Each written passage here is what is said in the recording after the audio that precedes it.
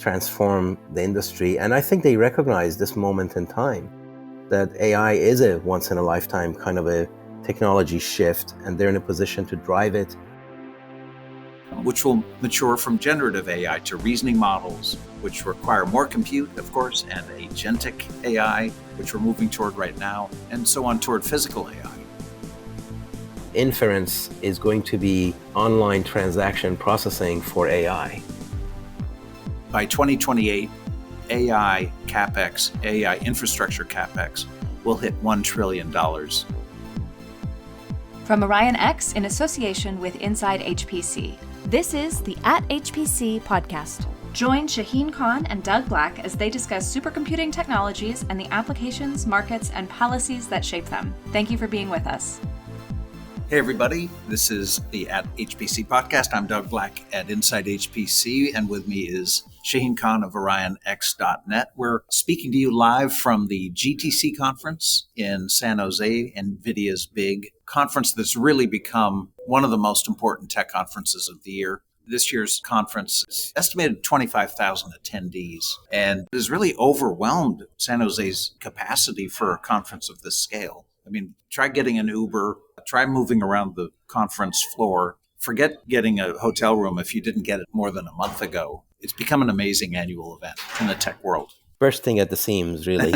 And this year they've taken over a couple of blocks of the city itself and other adjacent buildings to the convention center. A lot of the meetings and talks are taking place at hotels around the convention center as well. It's bigger than SC24. And SC24 was a lot bigger than SC23. So between the two of them, you can do a nice coverage of HPC and AI and quantum computing and other advanced technologies. We're hearing estimates of renting booth space that are really eye-popping. Yes. One vendor said $375,000 for their booth. It's almost non-believable, but there you have it. Well, you have to remember at the end, it is a corporate event. And if you want to be a platinum sponsor, well, there will be a lot of takers for that with very deep pockets. So that shows. Well, it just points up that NVIDIA and Jensen Huang, the CEO of NVIDIA, are really at the top of the tech pyramid in a lot of ways. And what they've accomplished is just amazing. My sense, Shaheen, is this could be very subjective on my part.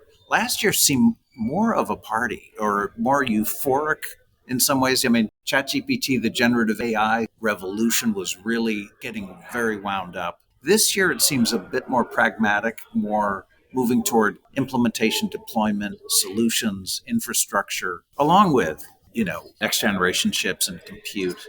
I don't know if you shared that perspective. I believe a lot of that is also because of the business focus of the conference, in addition to the technology and the algorithms and the models and the bits and bytes. There's also the business aspect of it. How do you deploy it? How do you pay for it? How do you save money by it? How do you make money by it?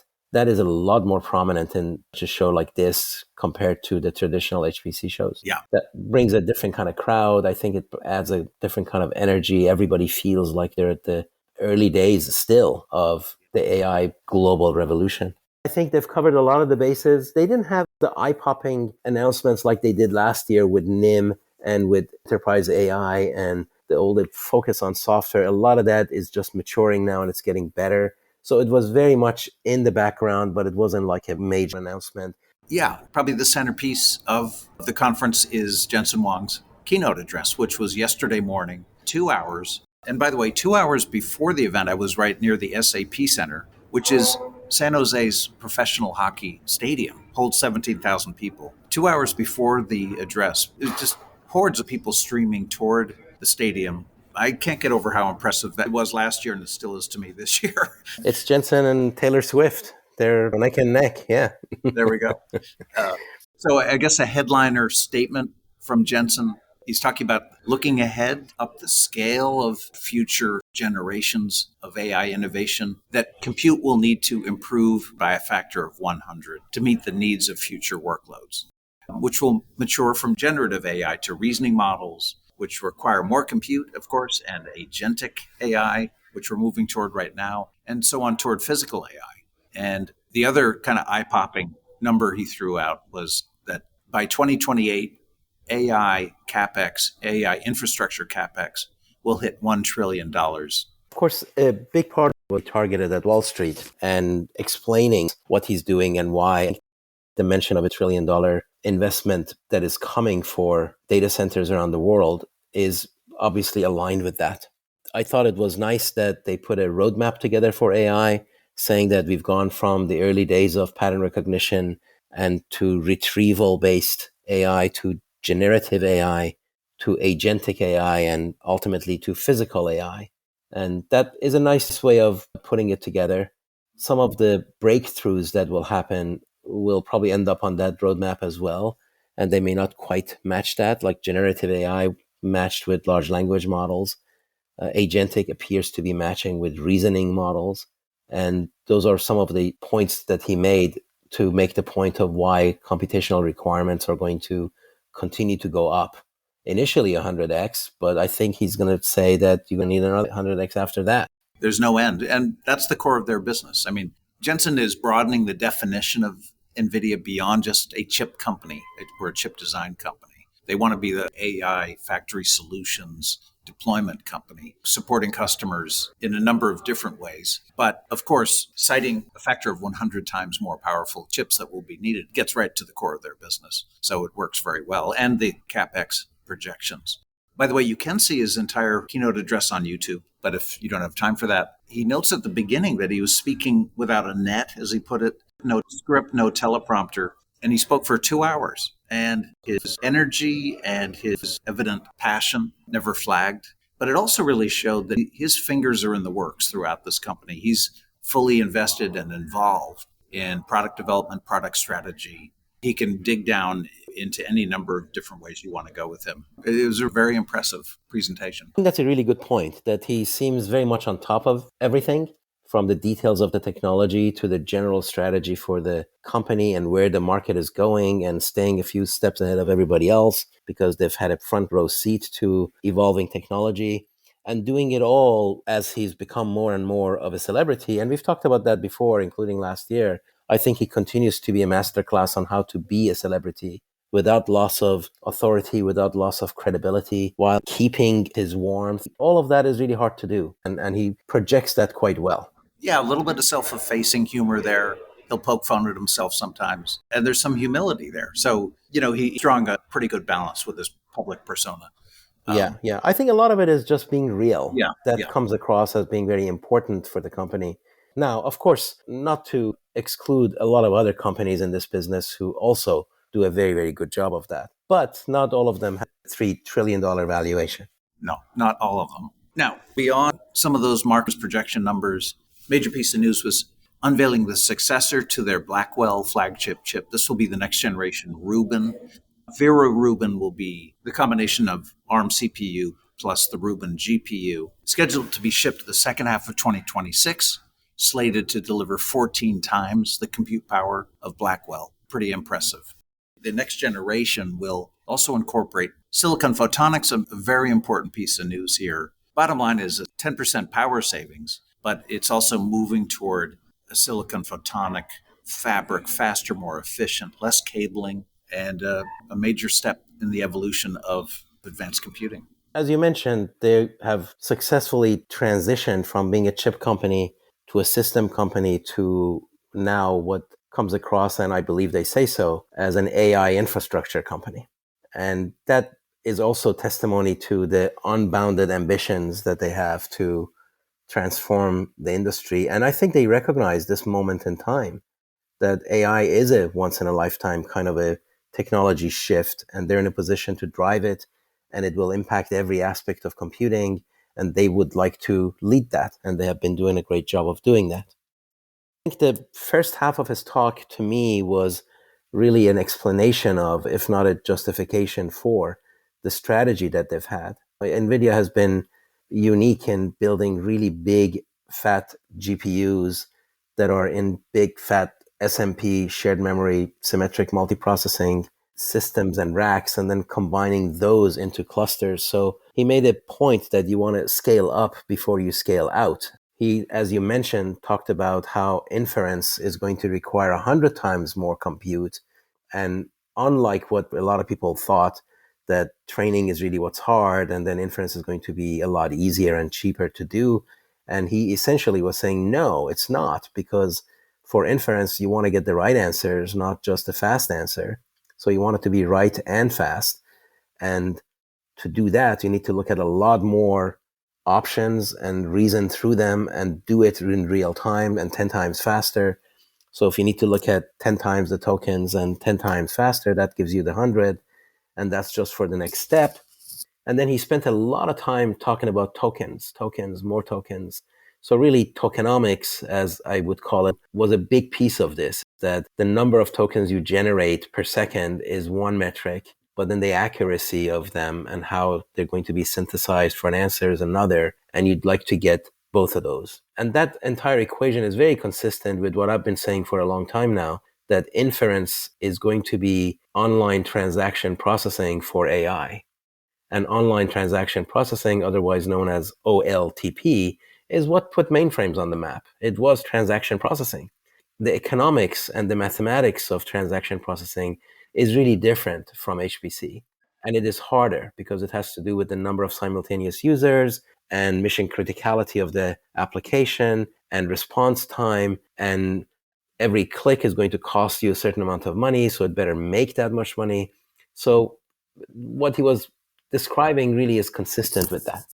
Well, talking with people today about moving into inference, one of the distinctions of it is it changes dynamically as demands on the system change. So training is a workload and can be done when you want it to be done.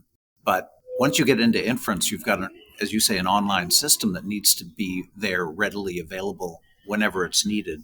It just introduces a whole different level of complexity. That's right. That's another dimension of them explaining why their strategy is the right strategy, was to also say that when you do inference, you're liable to do a whole series of spectrum of things. And he had a slide with a spectrum of applications and like a rainbow coalition of applications, and each one of them is going to have a slightly different requirements for it to be optimized, and that you need a chip like Blackwell that can do all of that. Well, now, I'm sure the competitors to Nvidia are going to say, no, I can actually optimize it for the inference that I want, and I can be better, faster, cheaper. They're going to say, what about power and cooling? All of this stuff is really great, but when I look at the roadmap, it's going to be a difficult challenge for the customers. So there will be that. But I also think that they did a great job of explaining why they're pursuing the strategy that they're pursuing. And then the second half was really a description of the roadmap and some of the new capabilities that they're launching. Now, as you mentioned, silicon photonics. Now, that is really an interesting thing. And I believe it was probably the star of the show, believe it or not. The idea of using silicon photonics for scale-out interconnect. Because if you're staying within the rack, copper will do, and it's quite optimal for what you need. And I know that there are a lot of projects with startups to try to bring optics to shorter and shorter and shorter distances, all the way to the silicon interposer. And we talked a little bit with Ian Cutress in our last episode. But the idea of looking at a really large cluster that requires hierarchical switching and therefore benefits from really big switches. And with NVL72, they've got a 72-way switch. And if you want to do 100,000 GPUs or 1,000,000 GPUs, you're going to be pretty hierarchical. So there's connectivity between the switches, and every port of every switch is going to be occupied. And converting electronics to photons and back, the transceivers that are required, is both energy consuming and dollar consuming. It's expensive and it's hot. And if you can eliminate a good bunch of them, you really have put a very big dent. So they now have a way of putting a transceiver directly connecting to the GPU. And that piece of it happens to be also the part that is liable to show failures over time and is replaceable. And the other end of it goes to the switch, and now you save a bunch of transceivers. He did a bit of math that a GPU connects to a switch connects to the other switch, and then connects to the other switch, and every connection has two transceivers on both ends. So for each GPU, you can eliminate 6 transceivers, and then 6 times a couple of $1,000 each times 10 or 15 watts each, that all adds up to significant savings. And of course, he's going to want you to put that all towards additional GPUs. And I think it brings optical interconnects to a new realm. Yeah, and this podcast is always interested in silicon photonics as part of the next generation of accelerated computing and much needed provider, supporter of more efficient computing, cooler computing. So, Right on. It would be interesting to know who's manufacturing this. And of course, the expectation is that's TSMC, and it is indeed TSMC. Now, traditionally, for optical components, it's Global Foundries that's doing that. We've seen that with some of the photonics quantum computers, as well as some of the photonics companies that we've talked to. This one is manufactured by TSMC. It is part of what they call CUPE, CUPE, and that stands for Compact Universal Photonics Engine, which TSMC went public with about a year ago. And by the time it shows up in Rubin, it's going to be second half of 2026. yeah, he also moved toward robotics. Ian Cuttress, our guest last week, looking ahead to this GTC, predicted a strong focus on robotics. Jensen announced a strategic alliance between Nvidia and General Motors to support GM's autonomous car development, really making a car into a robot, as well as partnerships with Disney and Google's DeepMind called Newton that can simulate physical systems. The other thing they talked about was their low-end workstation-looking box, Digits Spark, and they're trying to fill up the entire product spectrum from small to extra large. So, Gene, I know you have some thoughts around Rubin and some of the power requirement numbers involved. Yeah, so first of all, just to refresh everybody's memory, we have Hopper going to Blackwell, going to Rubin, and they actually unveiled the name for the GPU after that, and that's named after Richard Feynman, a very popular and beloved scientist in our world. Anyway, so when Blackwell was announced last year, the idea that it would be 120 to 125 kilowatts per rack was a big shock to a lot of people. And I think that was one of the big domino moves towards how much power do I need for my data center and how much cooling do I need for my data center. Because when you get to that level, it's not enough to take heat out of the box. You have to take heat out of the building, and then you have to secure the power. Well, the roadmap that they're on seems to just be up and to the right on that scale. And they unveiled that the Rubin Ultra rack will be 600 kilowatts per rack. And then when you go to Feynman, it's going to probably increase from there, but who knows? He also mentioned this is one reason why he discloses the roadmap so many years in advance, is so people can plan for it, because the outlay and the investment for these things is quite significant. The other thing that was very interesting is how he touted Blackwell almost against Hopper. At some point, he called himself Chief Revenue Destroyer because he was saying, look how much better Blackwell is. And it really is. Don't buy Hopper, right? Essentially, like not quite that blatantly, he said there are a couple of occasions where Hopper might be a better choice. But I tell you, where it might be a better choice is the air cooled versus liquid cooled. If you are looking at liquid cooling and you can't handle it, then Hopper is a very fine engine for what you need to do. But it is definitely the case that if you're building a big AI factory, Blackwell is the way to go. This also tells me that they are anticipating the lead times and the wait times for Blackwell to drop dramatically. I believe he said they were in full production with Blackwell at the beginning of the talk. He did, except that Ian was saying the wait time for Blackwell right now continues to be 56 weeks. Right? Okay. Well, all right. So, but anyway, the way they positioned it on stage, it seemed like it was imminent and that moving customers towards Blackwell is okay. Now, Adrian was making the point that enterprises and even clouds are now having indigestion with this annual cycle and just an incessant upgrade to technology, and that they're probably going to just get whatever they can get their hands on, and they may have to skip a turn. Okay. All right. So speaking of competition, it was also interesting that several competitors to NVIDIA had side events organized around GTC. They had receptions, and Well, you and I were we were at one of them together. That's right. we were at the Cerebrus event last night, which was well attended. It was a packed room, and Accelera had one the night before that I also swung by, and it was also pretty well attended. That's a Dutch company that does edge AI chips, and they had really nice demos, and we're able to talk about what they're doing. Of course, everybody has to compare what they do to what NVIDIA does, so NVIDIA is still very much in the ether. They talked about Dynamo, which is their quote operating system for a big AI factory. And that manages a lot of the system management and orchestration and workflow management that these clusters need.